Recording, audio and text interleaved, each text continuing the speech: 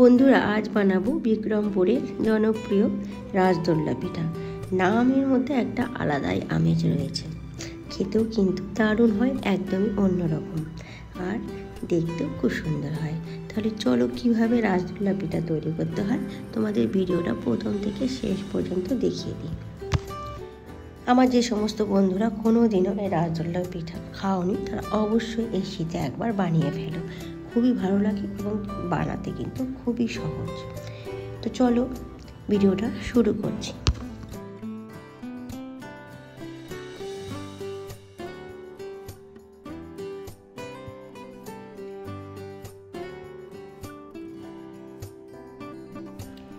রাজদোল্লা পিঠা বানানোর জন্য এখানে সবার আগে যেটা লাগবে সেটা হচ্ছে মেন ইনগ্রিডিয়েন্টস, সেটা হচ্ছে চালের গুঁড়ো। চালের গুঁড়ো আমি এখানে নিয়েছি 300 গ্রামের মতো। তার মধ্যে দিয়েছি খুব সামান্য পরিমাণে লবণ। ভালো করে মিশিয়ে নিব চালের সাথে, আর দিয়ে দিব 150 গ্রামের মতো খেজুরের গুড়। তো খেজুরের গুড়টার সাথে চালের গুঁড়োটা খুব ভালো করে মিশিয়ে নিতে হবে। তবে এখানে একদম চালের গুঁড়ো খেজুরের গুড়টাকে একদম চালের গুঁড়োর সাথে মিশিয়ে না নিয়ে একটু দানা দানা যদি থাকে খেজুরের গুড়টা, তাহলেই কিন্তু খেতে খুব ভালো লাগে। তো সেই জন্য খুব একদম মিহি করতে হবে না, জাস্ট মেখে নিলেই হবে। এবার দেখো, অল্প অল্প দুধ দিয়ে একটা মিক্সচার তৈরি করতে হবে। তবে দুধটা কিন্তু অল্প অল্প করেই দিবে, এখানে খুব পাতলা ব্যাটার বা একদম থকথকা ব্যাটারও হবে না। জাস্ট দুধটাকে একটু দিয়ে শুকনো শুকনো করেই মেখে নিতে হবে। ভিডিওতে তোমরা দেখে বুঝতে পারবে যে কিভাবে সেটা তৈরি করছি। একটু ভালো করে লক্ষ্য করো। জাস্ট দুধটাকে অল্প অল্প করে দিয়ে চালের গুঁড়ো আর খেজুরের গুঁড়ের সাথে এইভাবে মাখিয়ে নিতে হবে। দানা দানা থাকবে, ঠিক মাখাটা এইভাবেই হবে, একটু শুকনো শুকনো আর দলা দলা বেঁধে যাবে। ভালো করে মাখা হয়ে গেলে মিক্সারটাকে 10 মিনিটের জন্য রেখে দেবো। এতে হবে কি, দুধগুলো চালের গুঁড়োর সাথে অ্যাবজর্ব করে নেবে আর একটু শুকনো শুকনো হয়ে যাবে, তখন এটাকে ভাঙতে সুবিধা হবে। তো সেই জন্য 10 মিনিট রেস্টে রেখে দিচ্ছি। ফিরে আসলাম 10 মিনিট পরে। তো দেখো, এবার যেটা করতে হবে, একটু শুকনো শুকনো হয়ে গিয়েছে। 2 হাতের তালু দিয়ে এভাবে মিক্সারটাকে ভালো করে এভাবে ঘষে ঘষে একদম গুঁড়ো গুঁড়ো করে দিতে হবে। এইভাবে নিয়ে 2 হাত দিয়ে নিয়ে এইভাবে চেপে চেপে করলে পারে কিন্তু একদম ঝরঝরা হয়ে যাবে।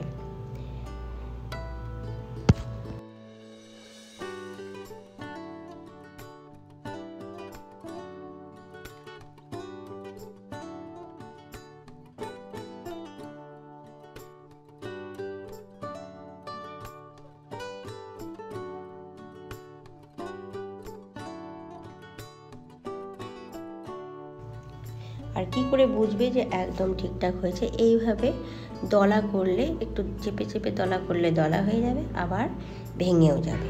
তখন বুঝবে যে রাজদোল্লা পিঠার জন্য এই মিক্সচারটা একদম কিন্তু পারফেক্টভাবে রেডি হয়ে গিয়েছে। চলে যাচ্ছে আমি নেক্সট স্টেপে। এবার পিঠাগুলোকে তৈরি করে নিতে হবে। তার জন্য দেখো, হাত দিয়েই তৈরি করব। এভাবে নিয়ে একদম এভাবে মুঠো করে দলা দলা করে নেব। জাস্ট গোল গোল একটু শেপ করে নিতে হবে। ঠিক এইভাবে চেপে চেপে গোল গোল শেপ করে নিতে হবে। এটা আমি হাত দিয়ে করছি, যদি খুবই কাটার থাকে তাহলে তার মধ্যে দিয়েও কিন্তু তোমরা শেপ তৈরি করে নিতে পারো। তো এইরকম প্রসেসে আমি সবগুলোকে তৈরি করে নেব।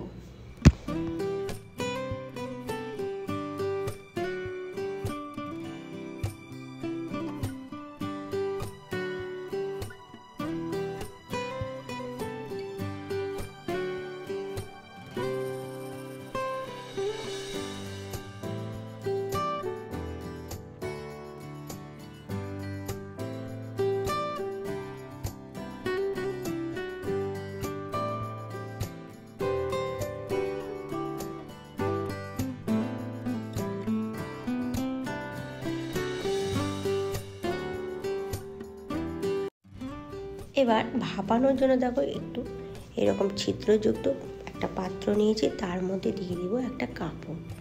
কাপড়টা যাতে পাতলা হয় সেদিকে দেখবে। পাতলা কাপড় ভিজিয়ে নিয়েছি, ভিজিয়ে ভালো করে চিপে নিয়েছি, জল দিয়ে ভালো করে ধুয়ে চিপে নিয়েছি।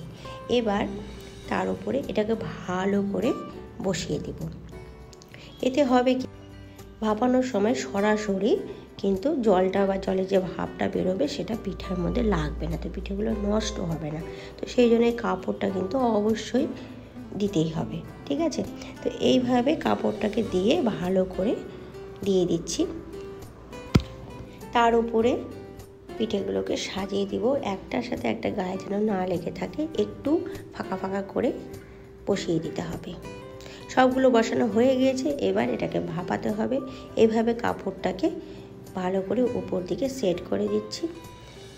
আর নিচে একটা পাত্রের মধ্যে গরম জল নিয়েছি, গরম জল কিছুক্ষণ আগে আমি বসিয়ে দিয়েছিলাম গরম করার জন্য, অনেকটাই গরম হয়ে গিয়েছে। তো এবার তার উপরে ওই ছিদ্রযুক্ত পাত্রটা বসিয়ে দিব আর 10 থেকে 15 মিনিট ঢাকা দিয়ে স্টিম করে নেব। পিঠার সাইজ যদি ছোট হয় তাহলে 10 থেকে 15 মিনিটই এনাফ, আর যদি বড় হয় তাহলে 30 থেকে 40 মিনিট সময় লাগবে। 15 মিনিট পরে হিটটাকে বন্ধ করে দেব আর ঠান্ডা করে খুলে নেব। রাসগোল্লা পিঠা ভারী মজার এক পিঠা, খেতে কিন্তু খুবই ভালো লাগে। আর তৈরি করতে দেখো কোনো সময়ই লাগে না, জাস্ট 2-3টা উপকরণ দিয়ে খুব সহজেই তৈরি করা যায়, বাড়িতে রেখে দেওয়া যায়, বেশ কিছুদিন খাওয়া যায়। তো আমি চাইবো তোমরা এই শীতে অবশ্যই রাসগোল্লা পিঠা বাড়িতে তৈরি করবে। ভিডিওটা কেমন লাগলো আমাকে জানাবে, তৈরি করলে অবশ্যই জানাবে কেমন হয়েছে। ভালো লাগলে লাইক করে দিও, আর আমার চ্যানেলে যদি ভিডিওগুলো তোমাদের ভালো লেগে থাকে তাহলে চ্যানেলটাকে অবশ্যই কিন্তু সাবস্ক্রাইব করে রেখো, যাতে নতুন কোনো ভিডিও যখনই আমি আপলোড দিব তোমাদের কাছে সরাসরি পৌঁছে যাবে। এবং তার জন্য কিন্তু বেল আইকনটা অবশ্যই ক্লিক করে দিও। আজকে এই পর্যন্তই, তোমাদের সাথে আবার দেখা হবে নতুন ভিডিওতে নতুন কোনো রেসিপি নিয়ে। ভালো থাকবে, সুস্থ থাকবে। আমার পাশে থেকে ভিডিওটা এতক্ষণ দেখার জন্য আমার সমস্ত বন্ধুদের অসংখ্য অসংখ্য ধন্যবাদ।